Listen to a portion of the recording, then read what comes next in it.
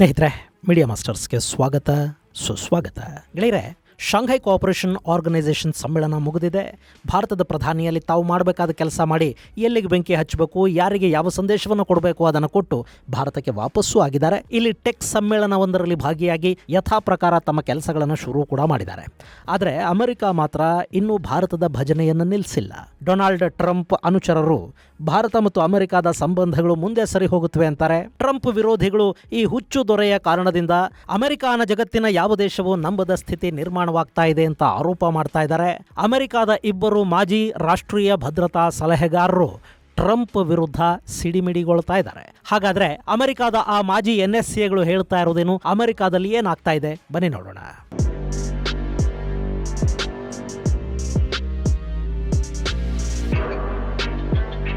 ಗೆಳೆಯರೆ, SCO ಸಮ್ಮೇಳನದ ಸಂದರ್ಭದಲ್ಲಿ 3 ಚಿತ್ರಗಳು ವಿಪರೀತ ವೈರಲ್ ಆದವು ಮತ್ತು ವಿಪರೀತ ಚರ್ಚೆಗೆ ಕೂಡ ಕಾರಣ ಆದವು. ಅದರಲ್ಲಿ ಒಂದು, ಮೋದಿ ಹಾಗೂ ಪುತಿನ್ ಇಬ್ಬರು ಒಬ್ಬರ ಕೈ ಒಬ್ಬರು ಹಿಡ್ಕೊಂಡು ಮಾತಾಡ್ತಾ ನಡ್ಕೊಂಡು ಹೋದದ್ದು.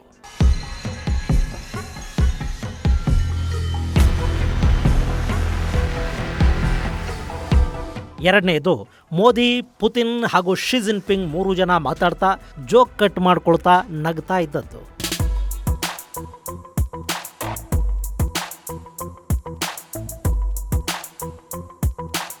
ಈ ವಿಡಿಯೋನ ಎಕ್ಸಲ್ಲಿ ಪೋಸ್ಟ್ ಮಾಡಿದ್ದ ರಷ್ಯನ್ ಟಿವಿ ಇಲ್ಲಿ ಪುತಿನ್ ಜೋಕ್ ಕಟ್ ಮಾಡಿರಬೇಕು, ಅದಕ್ಕೆ ಮೋದಿ ನಗ್ತಾ ಇದ್ದಾರೆ ಮತ್ತು ಆ ಜೋಕು ಬಹುಶಃ ಅಮೆರಿಕದ 50% ಟ್ಯಾರಿಫ್ ಬಗ್ಗೆ ಆಗಿರಬೇಕು ಅಂತ ಕ್ಯಾಪ್ಷನ್ ಅನ್ನು ಕೊಡ್ತು. ಇನ್ನು 3ನೇ ಚಿತ್ರ, ಪುತಿನ್ ಹಾಗೂ ನರೇಂದ್ರ ಮೋದಿ ಒಂದೇ ಕಾರಲ್ಲಿ ದ್ವಿಪಕ್ಷೀಯ ಮಾತುಕತೆಗಳನ್ನು ಇಬ್ಬರೇ ಮಾಡಿಕೊಳ್ತಾ ಅವರ ನಿರ್ದಿಷ್ಟ ಮಾತುಕತೆಯ ವೇದಿಕೆಗೆ ಹೊರಟದ್ದು. ಈ 3 ಚಿತ್ರಗಳು ಅಮೆರಿಕಾಗೆ ಬೆಂಕಿ ಹಚ್ತಾ ಇವೆ.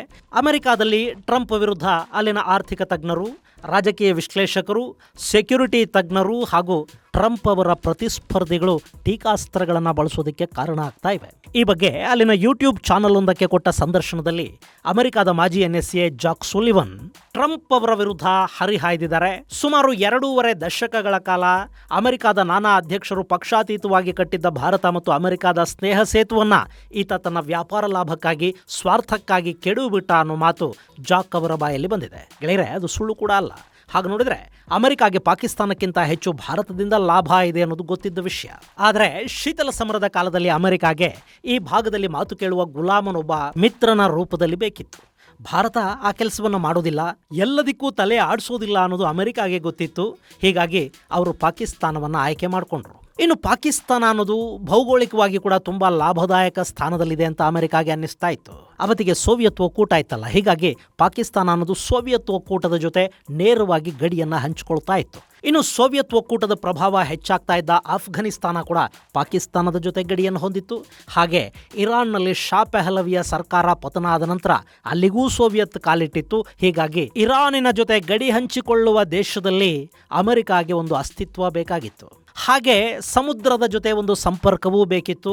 ಪಕ್ಕದ ಅರಬ್ ದೇಶಗಳಲ್ಲಿ ಅಷ್ಟೊತ್ತಿಗಾಗಲೇ ಅಮೆರಿಕ ಹೋಗಿ ಕೂತಿತ್ತು. ಹೀಗಾಗಿ ಅಲ್ಲಿಂದ ಪಾಕಿಸ್ತಾನದ ನೆಲ ಅವರಿಗೆ ಸ್ಟ್ರಾಟಜಿಯ ದೃಷ್ಟಿಯಿಂದ ತುಂಬಾ ಹತ್ತಿರ ಅಂತ ಅನ್ನಿಸ್ತಾ ಇತ್ತು. ಈ ಎಲ್ಲ ಭೌಗೋಳಿಕ ಕಾರಣಗಳಿಂದ ಮತ್ತು ಪಾಕಿಸ್ತಾನ ಅನ್ನೋದು ಗುಲಾಮ ಅನ್ನೋದು ಗೊತ್ತಿದ್ದ ಕಾರಣದಿಂದ ಅಮೆರಿಕ ಪಾಕಿಗಳ ಜೊತೆ ಒಂದು ಮೈತ್ರಿ ಮಾಡಿಕೊಳ್ತು.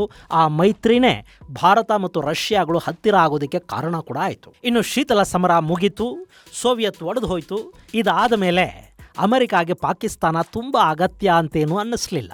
ಅವರಿಗೆ ಹಿಂದೂ ಮಹಾಸಾಗರ ಮತ್ತು ಪೆಸಿಫಿಕ್ ಅಲ್ಲಿ ತಮ್ಮ ಶಕ್ತಿಯನ್ನ ಹೆಚ್ಚು ಮಾಡ್ಕೋಬೇಕು ಅಂದ್ರೆ ಭಾರತ ಬೇಕೇ ಬೇಕು ಅನ್ನೋ ಅರಿವು ಮೊದಲಿಂದಲೂ ಇತ್ತು. ಹೀಗಾಗಿ 2000 ನಂತರ ಅಂದ್ರೆ ಭಾರತ ಪೋಖ್ರಾನ್ ಪರೀಕ್ಷೆಯನ್ನು ಮಾಡಿದ ನಂತರ ಅಮೆರಿಕ ಭಾರತದ ಮೇಲೆ ಸ್ಯಾಂಕ್ಷನ್ ಅನ್ನು ಹಾಕ್ತಾದ್ರು.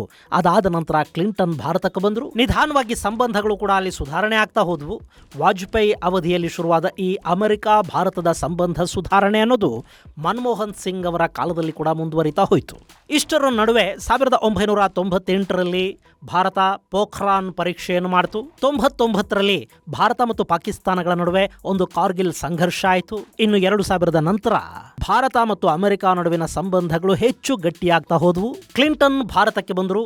ನಿಧಾನವಾಗಿ 2 ದೇಶಗಳು ಹತ್ತಿರ ಆಗ್ತಾ ಹೋದವು. ವಾಜಪೇಯಿ ಅವಧಿಯಲ್ಲಿ ಶುರುವಾದ ಈ ಭಾರತ ಮತ್ತು ಅಮೆರಿಕ ಸಂಬಂಧ ಸುಧಾರಣೆ ಅನ್ನೋದು ಮನಮೋಹನ್ ಸಿಂಗ್ ಅವರ ಕಾಲದಲ್ಲಿ ಕೂಡ ಮುಂದುವರಿತು. 2 ದೇಶಗಳ ನಡುವೆ ಅಣು ಒಪ್ಪಂದಕ್ಕೆ ಸಹಿ ಬಿತ್ತು. ಅವತ್ತೂ ಕೂಡ ಕಮ್ಯುನಿಸ್ಟರು ಅಮೆರಿಕ ಜೊತೆ ಒಪ್ಪಂದ ಮಾಡಿಕೊಂಡ್ರೆ ಸರ್ಕಾರಕ್ಕೆ ಬೆಂಬಲವನ್ನು ವಾಪಸ್ ತಗೋತೀವಿ ಅಂತ ಮನಮೋಹನ್ ಸಿಂಗ್ ಅವರನ್ನ ಹೆದರಿಸಿದ್ರು.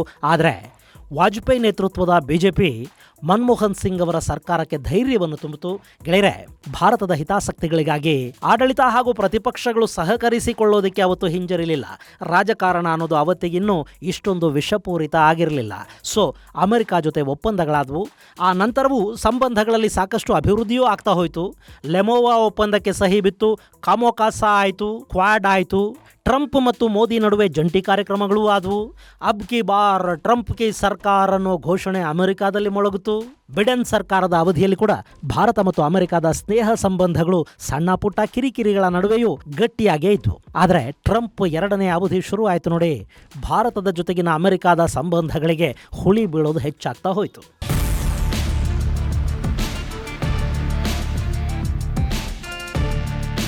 ಗೆಳೆಯರೆ, ಇಲ್ಲಿ ಆಪರೇಷನ್ ಸಿಂಧೂರ್ ಸಂದರ್ಭದಲ್ಲಿ ನಾನೇ ಯುದ್ಧ ನಿಲ್ಲಿಸಿದ್ದು ಅಂತ ಟ್ರಂಪ್ ಡಂಗೂರ ಹೊಡ್ಕೋತಾ ಬಂದ್ರು. ಅದನ್ನ ಪಾಕಿಸ್ತಾನ ಒಪ್ಕೊಳ್ತು, ಆದರೆ ಭಾರತ ಒಪ್ಪಲಿಲ್ಲ. ಯಾರ ಮಧ್ಯಸ್ಥಿಕೆಯ ಅಗತ್ಯನೂ ನಮಗಿಲ್ಲ. ಭಾರತ ಮತ್ತು ಪಾಕಿಸ್ತಾನದ ನಡುವೆ ಏನೇ ಆದರೂ ಅದು ದ್ವಿಪಕ್ಷೀಯ, ಅದರಲ್ಲಿ ಮೂರನೆಯವರಿಗೆ ನಾವು ಜಾಗ ಕೊಡೋದಿಲ್ಲ ಅಂತ ಹೇಳ್ತು ಭಾರತ. ಟ್ರಂಪ್ಗೆ ನೋಬೆಲ್ ಕೊಡಿ ಅಂತ ಮೋದಿ ಹೇಳಲಿ ಅನ್ನೋದು ಟ್ರಂಪ್ ಬಯಕೆ ಆಗಿತ್ತು. ಆದರೆ ಆ ಕೆಲಸವನ್ನು ಭಾರತ ಮಾಡೋದಕ್ಕೆ ಹೋಗಲಿಲ್ಲ. ಅದಕ್ಕೆ ಕಾರಣ ಟ್ರಂಪ್ ಇದ್ದಕ್ಕಿದ್ದ ಹಾಗೆ ಪಾಕಿಸ್ತಾನದ ಮೇಲೆ ಬೆಳೆಸ್ಕೊಳ್ತಾ ಹೋಗ್ತಾ ಇದ್ದ ಪ್ರೀತಿ. ಇದು ಡೊನಾಲ್ಡ್ ಟ್ರಂಪ್ ಅವರ ಕಡೆಯ ಅವಧಿ. ಆತ ಬಯಸಿದ್ರೂ ಇನ್ನೊಮ್ಮೆ ಅಧ್ಯಕ್ಷ ಆಗಲಾರ, ಅದಕ್ಕೆ ಅಲ್ಲಿನ ಸಂವಿಧಾನ ಅವಕಾಶವನ್ನು ಕೊಡೋದಿಲ್ಲ. ಸೊ ಕಡೆಯ ಅವಧಿಯಲ್ಲಿ ತನ್ನ ವ್ಯಾಪಾರಗಳನ್ನು ಹೆಚ್ಚು ಮಾಡ್ಕೋಬೇಕು, ಕುಟುಂಬಕ್ಕೆ ಲಾಭ ಮಾಡಿಕೊಂಡು ಬಿಡಬೇಕು ಅಂತ ಟ್ರಂಪ್ ಯೋಚಿಸ್ತಾ ಇದ್ದಾಗಿದೆ. ಸೊ ಆತ ಯಾವುದೇ ದೇಶದ ಜೊತೆ ಮಾತಾಡಿದರೂ ವ್ಯಾಪಾರದ ಒತ್ತಡಗಳನ್ನೇ ಅಲ್ಲಿ ಹೇರ್ತಾ ಹೋಗ್ತಾರೆ. ಪಾಕಿಸ್ತಾನದ ಜೊತೆ ಟ್ರಂಪ್ಗೆ ಅದೇ ಥರದ ಒಂದು ವ್ಯಾಪಾರ ಒಪ್ಪಂದ ಆಗಿದೆ. ಟ್ರಂಪ್ ಮಕ್ಕಳು ಹಾಗೂ ಮಧ್ಯಪ್ರಾಚ್ಯದ ಉಸ್ತುವಾರಿ ಹೊತ್ತಿರುವ ವಿಟ್ಕಾಫ್ ಮಕ್ಕಳ ಪಾಲುದಾರಿಕೆಯಲ್ಲಿ ವರ್ಲ್ಡ್ ಲಿಬರ್ಟಿ ಫೈನಾನ್ಷಿಯಲ್ ಅನ್ನೋ ಒಂದು ಬಿಟ್ಕಾಯಿನ್ ಕಂಪನಿ ಇದೆ. ಅದಕ್ಕೆ ಪಾಕಿಸ್ತಾನದಲ್ಲಿ ರೆಡ್ ಕಾರ್ಪೆಟ್ ಹಾಸಿ ವೆಲ್ಕಮ್ ಅನ್ನು ಮಾಡಲಾಗಿದೆ. ಬಿಟ್ಕಾಯಿನ್ ಮೈನಿಂಗ್ಗೆ ಬೇಕಾದ ಅಪಾರ ಪ್ರಮಾಣದ ಅನ್ಇಂಟರಪ್ಟೆಡ್ ವಿದ್ಯುತ್ ಸರಬರಾಜಿಗೆ ಪಾಕಿಸ್ತಾನದ ಸೇನಾ ಮುಖ್ಯಸ್ಥ ಒಪ್ಪಿಗೆಯನ್ನು ಕೊಟ್ಟಿದ್ದಾನೆ. ಅಲ್ಲಿನ ಜನಕ್ಕೆ ಕರೆಂಟ್ ಇಲ್ಲ. ಅಲ್ಲಿ ತಯಾರಾಗುವ ಒಂದೊಂದು ಯೂನಿಟ್ ಕರೆಂಟು ಕೂಡ ಚೈನಾದ ಕಂಪನಿಗಳ ಭಿಕ್ಷೆ.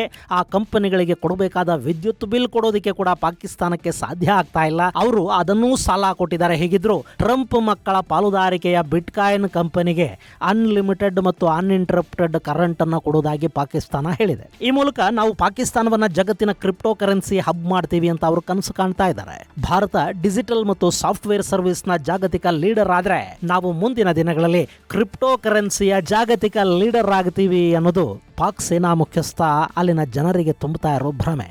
ಆದರೆ ಆ ಕಂಪನಿಯಿಂದ ಪಾಕಿಸ್ತಾನಕ್ಕೇನು ಲಾಭ ಆಗುತ್ತೆ? ಆದರೆ ಟ್ರಂಪ್ ಮಕ್ಕಳಿಗೆ, ವಿಟ್ಕಾಫ್ ಮಕ್ಕಳಿಗೆ ಲಾಭ ಆಗಬೇಕೇ ಹೊರತು ಪಾಕಿಸ್ತಾನಕ್ಕಲ್ಲ. ಇದರ ಜೊತೆ ಬಲೂಚಿಸ್ತಾನದಲ್ಲಿ ಅಪಾರ ಪ್ರಮಾಣದ ನೈಸರ್ಗಿಕ ಸಂಪನ್ಮೂಲಗಳ ಮೇಲೆ ಕೂಡ ಟ್ರಂಪ್ ಕಣ್ಣಿಟ್ಟಿದ್ದಾರೆ.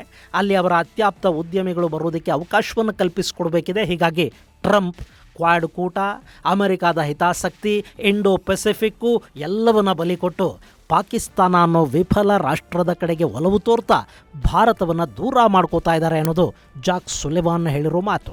ಇನ್ನು ಇದೇ ಮಾತನ್ನ ಮತ್ತೊಬ್ಬ ಮಾಜಿ NSA ಜಾನ್ ಬೋಲ್ಟನ್ ಕೂಡ ಹೇಳಿದ್ದಾರೆ.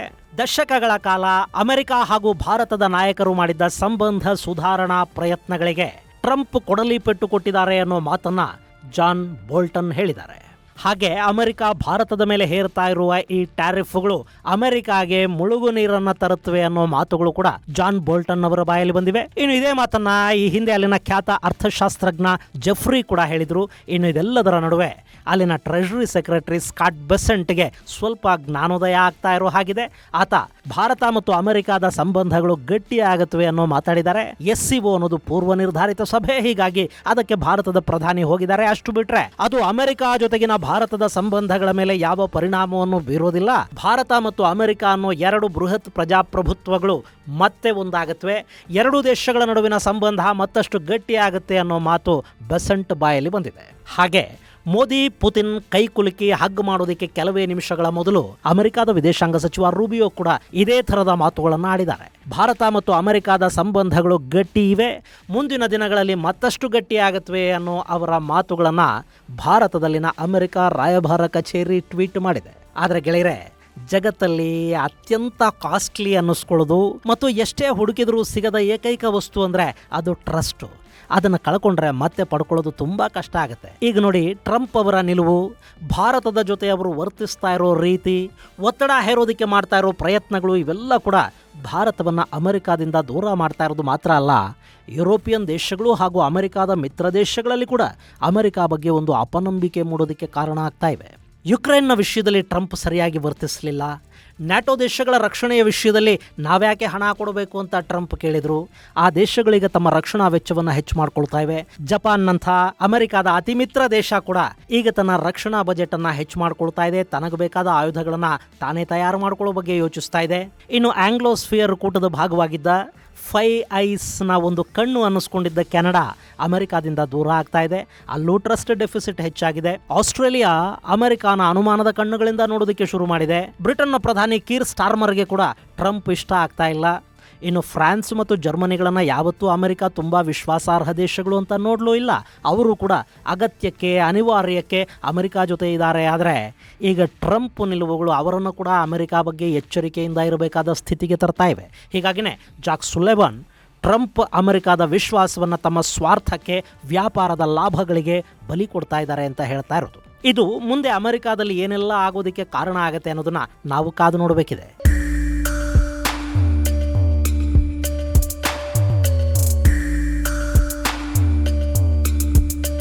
ಇನ್ನು ಭಾರತ ಮತ್ತು ಚೈನಾದ ಸ್ನೇಹ ಸಂಬಂಧ ಅನ್ನೋದಿದೆ ನೋಡಿ, ಅದು ಕೂಡ ಭಾರತದ ದೃಷ್ಟಿಯಿಂದ ಎಷ್ಟರ ಮಟ್ಟಿಗೆ ಒಳ್ಳೆಯದು ಅನ್ನೋದನ್ನು ನಾವು ಯೋಚಿಸಬೇಕು. ಬಹುಶಃ ಇದು ದೀರ್ಘಕಾಲೀನ ಸ್ನೇಹ ಆಗೋದಿಕ್ಕಂತೂ ಸಾಧ್ಯ ಇಲ್ಲ. ಆದರೆ ಒಂದು ಸ್ಟಾಪ್ ಗ್ಯಾಪ್ ಅರೇಂಜ್ಮೆಂಟ್ ಆಗಿ ಅಮೆರಿಕಾನ ದಾರಿ ತರೋದಕ್ಕಾಗಿ ಭಾರತ ಮಾಡ್ತಾ ಇರೋ ಒಂದು ಪ್ರಯತ್ನದ ಭಾಗವಾಗಿ ಇದು ಒಂದಷ್ಟು ಫಲಿತಾಂಶಗಳನ್ನು ಕೊಡುತ್ತೋ ಏನೋ.